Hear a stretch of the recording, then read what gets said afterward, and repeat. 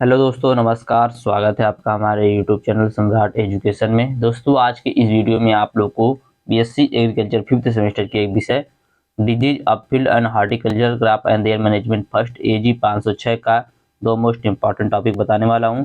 इसमें पहला टॉपिक बाजरे के अर्गट डिजीज के बारे में बताने वाला हूँ। दूसरा टॉपिक है अरहर के विल्ट डिजीज के बारे में। तो आप लोग वीडियो पूरा देखिएगा। इसका पीडीएफ चाहिए तो डिस्क्रिप्शन में व्हाट्सएप ग्रुप का व्हाट्सएप नंबर दिया गया है। और भैया वीडियो को लाइक जरूर कर दीजिएगा, कम से कम 40 लाइक इस वीडियो पर होना चाहिए। ठीक है, तो चलिए देखते हैं इंट्रोडक्शन। तो बाजरे का यह एक मुख्य रोग है। जो बाजरे का अर्गट रोग है, बाजरे का एक मुख्य रोग है जो विश्वव्यापी है। मतलब विश्व में सभी बाजरा उत्पादक देशों में यह रोग पाया जाता है। भारत में इसे सबसे पहले दक्षिण में देखा गया था। ठीक है, भारत में इस रोग को सबसे पहले कहाँ देखा गया था? दक्षिण में देखा गया था। तो जब हम चारा लाते हैं तो चारे के साथ अर्गट की जो संरचनाएं होती हैं, जो रचनाएं होती हैं, स्क्लेरेशन बोलते हैं। तो चारे के साथ स्क्लेरेशन की रचनाएं, जिसमें बिसैला एल्केलाइड आर्गोटॉक्सिन होता है, जिसे जानवर खा लेते हैं। जैसे जब हम चारा काट कर लाते हैं उसी समय जो संरचना होती है एल्केलाइड आर्गोटॉक्सिन जिसमें पाया जाता है, इसे जानवर खा लेते हैं। खा लेने से इनके पेट में विकार अर्थात विकार, गर्भपात, अतिसार इत्यादि बीमारी हो जाती है। ठीक है, जब यह खा जाते हैं तो इनके पेट में बीमारी पैदा हो जाती है। कभी कभी जानवर की मृत्यु भी हो जाती है। कभी कभी जानवर की मृत्यु भी हो जाती है। फसल में इस रोग द्वारा 41 से 70% तक हानि होती है। किसी यदि फसल में यह रोग लग जाता है तो उसी इस रोग से उस फसल में 41 से 70% तक की हानि होती है। तो यह तो हो गया इसके इंट्रोडक्शन के बारे में। उम्मीद करते हैं इंट्रोडक्शन अच्छे समझ में आया होगा। आगे देखते हैं इसके लक्षण के बारे में, सिम्टम के बारे में। तो भुट्टे निकलने से पूर्व पौधों पर रोग के कोई लक्षण दिखाई नहीं देती है। मतलब जब तक इसकी बालियां नहीं निकलती, भुट्टा नहीं निकला होता है, तब तक कोई रोग का लक्षण दिखाई नहीं देता। फूल आने के समय से लेकर फसल काटने तक इस रोग का संक्रमण होता है। लेकिन जब से फूल आता है और जब तक फसल करता है तब तक इस रोग का संक्रमण रहता है। सबसे पहले क्षति गुलाबी या शहद जैसी द्रव बूंदों के रूप में बालियों पर फैला दिखाई देता है। सबसे पहले इसका जो लक्षण होता है वह द्रव के रूप में, शहद के रूप में बोल सकते हैं, आपको बालियों पर फैला दिखाई देगा, जो बाद में भूरे रंग में बदल जाता है। रोग की अंतिम अवस्था में बाली के स्थान पर बैगनी गहरे भूरे रंग के स्क्लेरोसियम बन जाते हैं, जिन्हें अर्गट कहते हैं। ठीक है, ध्यान समझिएगा। जब दानों के स्थान पर बैगनी गहरे भूरे रंग के स्क्लेरोसियम बन जाते हैं, जिन्हें अर्गट कहा जाता है। थोड़ा सा इस डिजीज को आप लोग देख लीजिए। तो यही देखिए डिजीज है, यहाँ पर देखिए शहद जैसी बनी हुई है। मतलब ये शुरुआत की अवस्था बोल सकते हैं। बाद में क्या होता है कि ये जहाँ जहाँ पर आप लोग को आसान दिख रहा है, यहाँ पर नीली संरचना बन जाएगी स्क्लेरोसियम की, जिसको क्या बोला जाता है? जिसको बोला जाता है अर्गट। तो उम्मीद करते हैं पहला टॉपिक में जो आपका इंट्रोडक्शन और सिम्टम मैंने बताया अच्छे समझ में आ गया। आगे देखेंगे इसके ईटियोलॉजी के बारे में, या रोग किसके कारण होता है।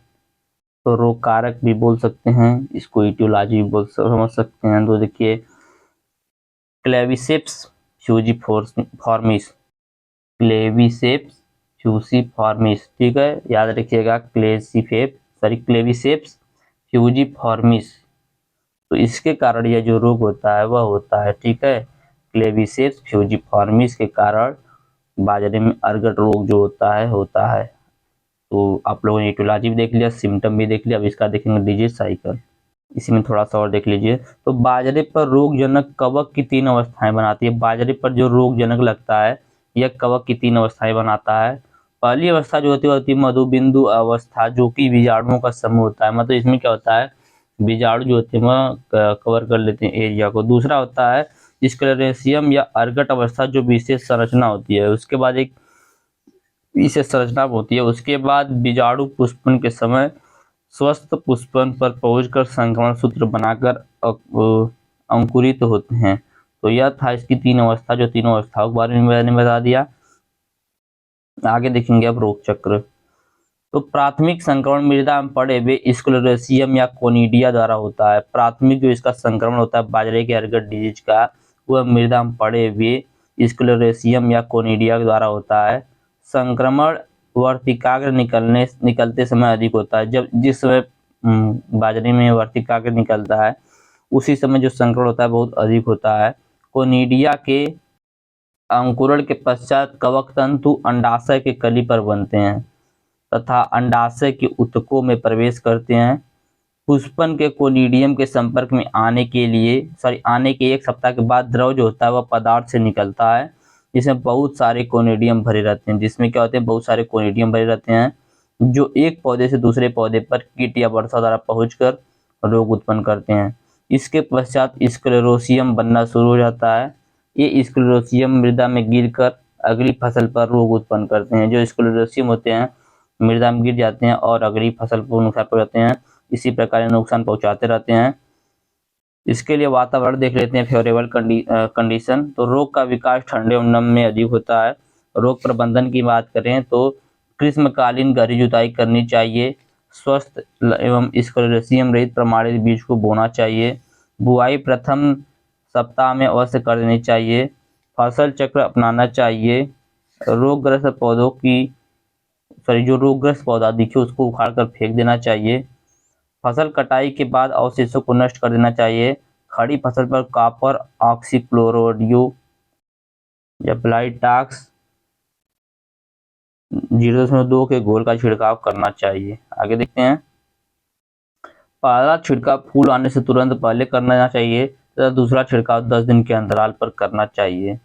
और हमेशा रोग प्रतिरोधी किस्मों को उगाना चाहिए, जैसे हो गया MP31। ठीक है, MP31 जो है बाजरे का अर्गट के प्रति प्रतिरोधी वैरायटी है। तो यह था आप लोगों का पहला टॉपिक जो पूरा कंप्लीट हो चुका है। थोड़ा जल्दी जल्दी बता रहा हूँ क्योंकि 2 बताना है, 2 बताने में लगभग 12 से 13 मिनट का हो जाएगा इसकी वजह से। और एक वीडियो और आएगा 2 डिजीज का।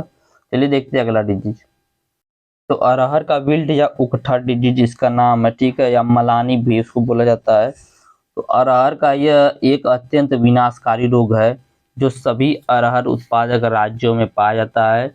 इस रोग को बटलर ने सन 1906 ईस्वी में वर्णन किया था। ठीक है, यह जो रोग है अरहर का विल्ट रोग, मलानी रोग बोल सकते हैं, इसका वर्णन सन 1906 ईस्वी में बटलर ने किया था। इस रोग के कारण लगभग 5 से 10% प्रतिवर्ष हानि होती है। लेकिन यदि एक ही खेत में बार बार इसकी बुआई की जाती है तो यह हानि 50% पहुंच जाती है। मतलब पहले तो 5 से 10% ही हानि होगी, लेकिन यदि एक ही खेत में आप बार बार इस फसल की बुआई करेंगे तो 50% तक हानि पहुंच सकती है। ठीक है, लक्षण देखते हैं। तो रोग का लक्षण पौधे के विकास की किसी भी अवस्था में प्रकट हो सकता है, लेकिन सामान्यतः उस समय प्रकट होता है जब पौधे 5 से 6 सप्ताह के हो जाते हैं।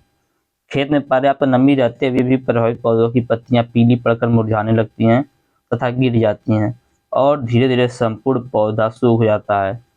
प्रभावित पौधे की जड़ और तने के आधार पर काली काली धारियां दिखाई पड़ती हैं। ठीक है, तो एक पॉइंट देखिए समझते चलिएगा कि रोग का जो लक्षण होता है पौधे के विकास के किसी भी अवस्था में शुरू हो जाता है, लेकिन ज्यादातर जो इसे रोग प्रकट करता है वह पौधे के मतलब उगने के 5 से 6 सप्ताह के बाद होता है। ठीक है, खेत में पर्याप्त यदि नमी रहते हुए भी प्रभावित पौधे की पत्तियां पीली पड़कर मुरझाने लगती हैं। मतलब यदि आपके खेत में नमी रहेगा फिर भी जो प्रभावित पौधा रहेगा उसकी पत्तियां पीली पड़कर मुरझाने लगेंगी और धीरे धीरे संपूर्ण पौधा सूख जाता है। प्रभावित पौधे की जड़ और तने के आधार पर काली काली धारियां दिखाई पड़ती हैं। तो यह था इसका सिम्टम। तो यही है डिजीज, आप लोगों ने देखा ही होगा, गांव वाले जो हैं जरूर देखे होंगे। तो देखिए जब अरहर थोड़ा लंबा हो जाता है, 7 से 8 दिन का हो जाता है, उसमें पानी दे दिया जाता है, उसके बाद क्या होता है पत्तियां सूखना शुरू होती है, धीरे धीरे पूरा पेड़ सूख जाता है। आप लोगों ने यहाँ देख लिया और धीरे धीरे काली काली धारियां भी बना लेते हैं। तो फोटो थोड़ा साफ नहीं, इसकी वजह से आप लोग को नहीं दिख रहा होगा। तो यह तो हो क्या इसके बारे में, अरहर के विल्ट डिजीज के बारे में आप लोगों ने इसका सिम्टम देख लिया। आप देखेंगे इसका कैजुअल एजेंट या बोल सकते हैं ईटियोलॉजी। तो यदि पूछ दिया इसका ईटियोलॉजी क्या है या किसके कारण रोग होता है तो आप लोग सीधे बोलिएगा फ्यूजेरियम ऑक्सीस्पोरियम के द्वारा। बहुत सारा तामझाम है इसमें, लेकिन आप लोग बोलिएगा फ्यूजेरियम ऑक्सीस्पोरियम के द्वारा जो अरहर का विल्ट डिजीज होता है वह होता है। किसके द्वारा? Fusarium oxysporum, fusarium oxysporum. ठीक है, याद रखिएगा, इसका ईटियोलॉजी यही है। चलिए देखते हैं इसका रोग चक्र या डिजीज साइकिल। तो यह एक मृदा जनित रोग है। अरहर का विल्ट डिजीज एक मृदा जनित रोग है। कवक तंतु या बीजाणु रोगी पौधों को जड़ों मिट्टी में बचे हुए ठूठों पर लंबे समय तक पड़े रहते हैं तथा इन ठोठों में रोग उत्पन्न करते हैं। यह मृत जीवित रूप में रहते हैं। खेत में जब इनकी फसल बोई जाती है तो पौधे की जड़ों में दिग्रकोनिडियम या क्लाइमोडोस्पोर के द्वारा संक्रमण आरंभ होता है।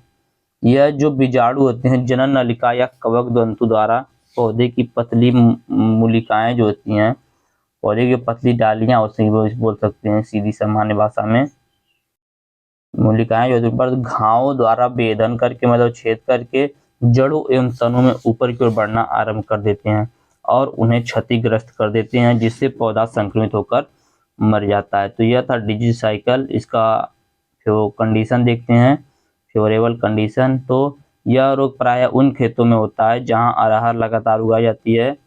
सुपर फास्फेट या बोनर की खाद तथा 17 डिग्री सेल्सियस से 29 डिग्री सेल्सियस तापमान इस रोग को बढ़ावा देता है।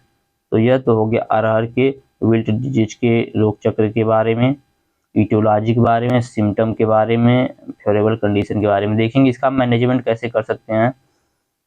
मैनेजमेंट के लिए हम क्या करेंगे, कहीं पर भी यदि कोई भी डिजीज मिल जाता है तो वहाँ पर लिखेंगे हमें गहरी जुताई करनी चाहिए, रोग प्रतिरोधी किस्मों की बुआई करनी चाहिए, खेत को हमेशा साफ सुथरा रखना चाहिए, पुराने फसलों के खरपतवारों को नष्ट कर देना चाहिए। इस टाइप से आप लोग बनाकर भी लिखेंगे। ऐसा नहीं है कि जो इसमें लिखा वही लिखेंगे, आप लोग को बनाकर अपने मतलब देखिए वहाँ पर क्या होता है, एग्जाम टाइम में कोई भी हो, किसी को पूरा एग्जैक्ट याद नहीं होता है। हाँ, हो सकता है कोई 1-2 100 में से, तो इसीलिए मैं बता रहा हूँ।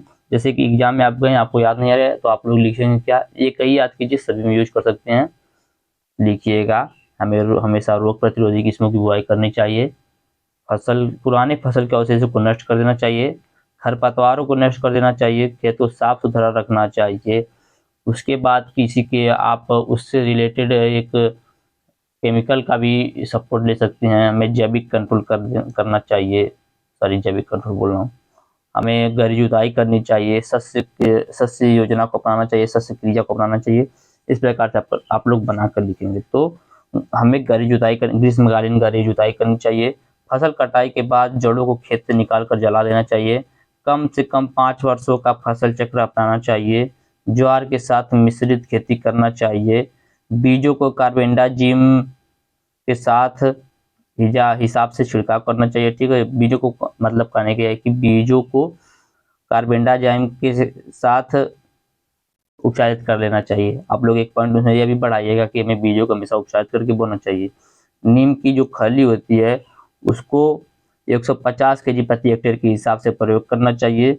प्रभावित मृदा में कार्बेंडाजिम को 1 ग्राम प्रति लीटर पानी में घोलकर छिड़काव कर देना चाहिए। ठीक है, 1 ग्राम लेंगे कार्बेंडाजिम और 1 लीटर पानी उसमें घोलकर इसका छिड़काव कर देना चाहिए। रोग प्रतिरोधी जातियों को उगाना चाहिए, जैसे पूसा 853 हो गया, ठीक है, अमर हो गया, पूसा 942, यस 130, ये सब क्या है, ये सब रोग प्रतिरोधी वैरायटियां हैं। तो यह था दोनों आप लोगों का टॉपिक। पहला मैंने बताया बाजरे के डिजीज के बारे में, दूसरा अरहर के विल्ट डिजीज के बारे में। उम्मीद करते हैं दोनों अच्छे समझ में आया होगा और वीडियो भी अच्छा लगा होगा। वीडियो अच्छा लगा तो वीडियो को लाइक कीजिएगा, चैनल को सब्सक्राइब कीजिएगा और शेयर करना मत भूलिएगा। और भाई फिर से मैं बोल रहा हूँ, आप लोग वीडियो को लाइक जरूर कीजिएगा। धन्यवाद, जय हिंद।